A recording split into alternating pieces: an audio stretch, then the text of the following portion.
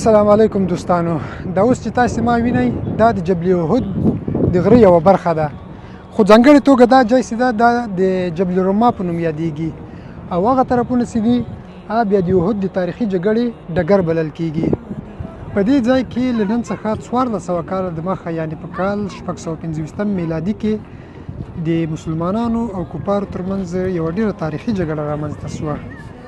په دې جګړه کې د مسلمانانو مجاهدینو مشري په خپله محمد صلی الله علیه وسلم کوله، خو بله خوا د کفارو د جنګیالیو مشري ابو سفیان کوله چې د جنګیالیو تعداد یې تر شاوخوا 3000 تنو رسېده، خو د مسلمانانو مجاهدینو تعداد بیا تر 700 نفرو رسېده چې پکې د محمد صلی الله علیه وسلم تره امیر حمزه بن عبدالمطلب هم موجود و. اوس د پلان مطابق د جګړې ډګر دغه و، دا چې تاسې یې وینئ. نو له همدې امله محمد صلی الله علیه وسلم 500 غش ویشتونکو صحابه کرامو ته امر وکړ چې د دغه غره په سر چې د جبل الرمه په نوم یادیږي دلته پاتې سي. 50 غش ویشتونکي صحابه یعنې په دغه ځای کې پاتې سي. هغه که د جګړې په ډګر کې هر حال رامنځته شي دوی پابندو چې د دغه غره په سر باندې پاتې سي. نو دا چې تاسې وینئ دا د جبل الرمه سر دی. په همدغو ځایونو کې 50 تنه صحابه کرام ځای پر ځای شوي وو. دوی ته په ځانګړي ډول د محمد صلی الله علیه وسلم له خوا امر شوی و چې دوی باید په هر حال د جګړې میدان ته راښکته نه شي تر څو پورې چې دا جګړه په بشپړ ډول د مسلمانانو لخوا ګټل شوې نه وي. خو کله چې په د جګړې په میدان کې مسلمانان د کفارو په مقابل کې ګټور وښودل شول، یعنې دوی پر مخ لاړل، نو دغه صحابه کرامو فکر کوو چې ځانو نور باید د کفارو څخه د غنیمت راټولولو لپاره د میدان ته ښکته شي.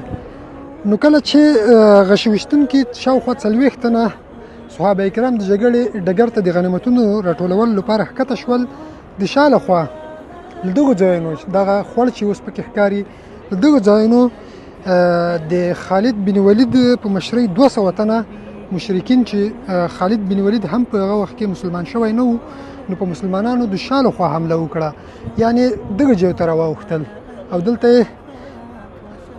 چې کوم صحابه کرام ځای پر ځای شوي وو هغه هم شهیدان کړل او مستقیم د جګړې ډګر ته ښکته شول.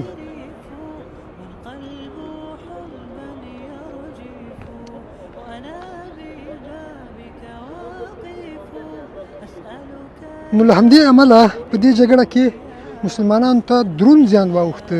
یو لوی لامل د دې جګړې د زیان اوښتلو مسلمانانو ته دا و چې صحابه کرامو د محمد صلی الله علیه وسلم د امر اطاعت ونه کړ او سرغړونه یې ترې وکړه. دوی له دغه ځایه ښکته شول د جګړې ډګر ته. نو د همدې سرغړونې له امله مسلمانانو ته خورا دروند زیان واوښته. د جګړې په همدې ډګر کې شاوخوا 80 تنه صحابه کرام شهیدان شول چې پکې د محمد صلی الله علیه وسلم تره حمزه بن عبدالمطلب هم موجود و. همدا د احد د جګړې شهیدان دي. بس همدا چې تاسې وینئ همدا د جګړې ډګر و او همدې ته شهدا ویل کېږي. د شهداو قبرونه شاوخوا 80 قبرونه هم دلته دي، خو ځینې معلومیږي او ځینې نه، او ویل کېږي همدا قبر چې دغه تاسې اوس په دې انځور کې وینئ همدا د محمد صلی الله علیه وسلم د تره حمزه بن عبدالمطلب قبر دی. مخته نور قبرونه هم ښکاري، هغه قبرونه چې تاسې وینئ دا د صحابه کرامو قبرونه دي.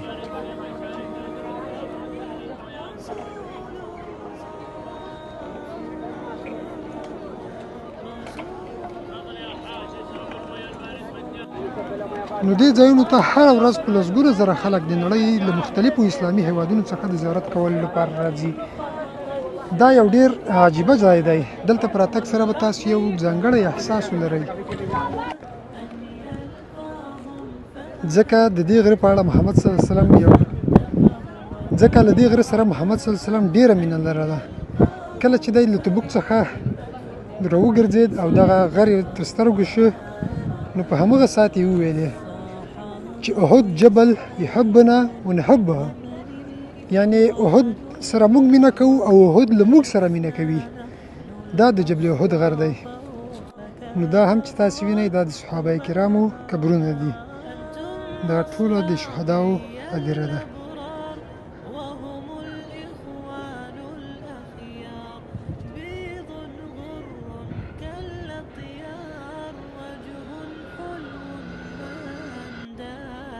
دلته مسلمانانو ته د ډیر زیان اوښتلو یو لوی لامل هغه و چې صحابه کرامو د محمد صلی الله علیه وسلم له امر څخه سرغړونه وکړه.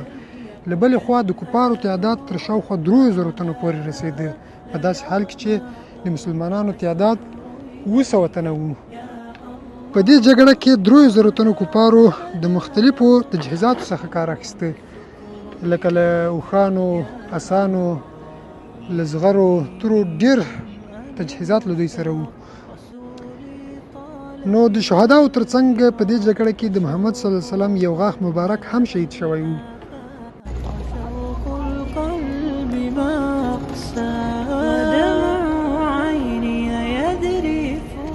نو کله چې مسلمانانو ته په جګړه کې دروند زیان واوښته او د محمد صلی الله علیه وسلم غاښ هم شهید سه، نو محمد صلی الله علیه وسلم په خپله دغه ځای ته، دغه پورته ځای چې تاسې یې وینئ، په دغه ځای کې پناه واخیستله.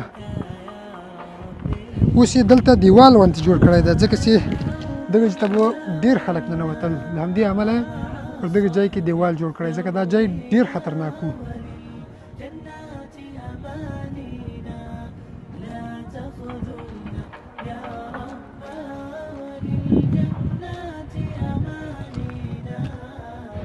نو کله چې جګړه په بشپړ ډول پای ته ورسېده، نو محمد صلی الله علیه وسلم راغی او په دغه ځای کې د مازدیګر لمونځ ادا کړ.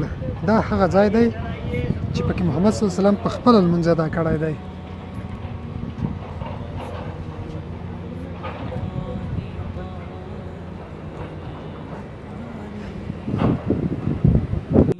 او دا ځای د مسجد الفحص په نوم یادیږي. په دغه ځای کې محمد صلی الله علیه وسلم د مازدیګر لمونځ ادا کړی دی. د روایتونو له مخې دغه ځای ته هم محمد صلی الله علیه وسلم د جنګ په دوران کې راغلی و. نو موږ به کوښښ وکړو دننه ولاړ شو او هغه ځای کې چې محمد صلی الله علیه وسلم تکیه ویلې وه، هغه ځای به هم تاسو ته کې راولو، خو چېرته په ورننوتلو کامیاب شو.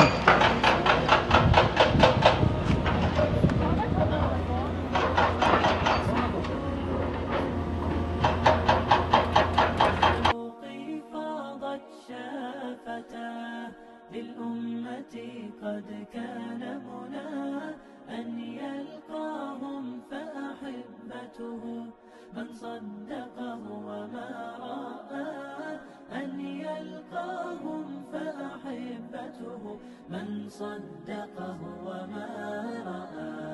والصحابة يسألون ومن الإخوان الباقون، ألسنا نحن المصطفى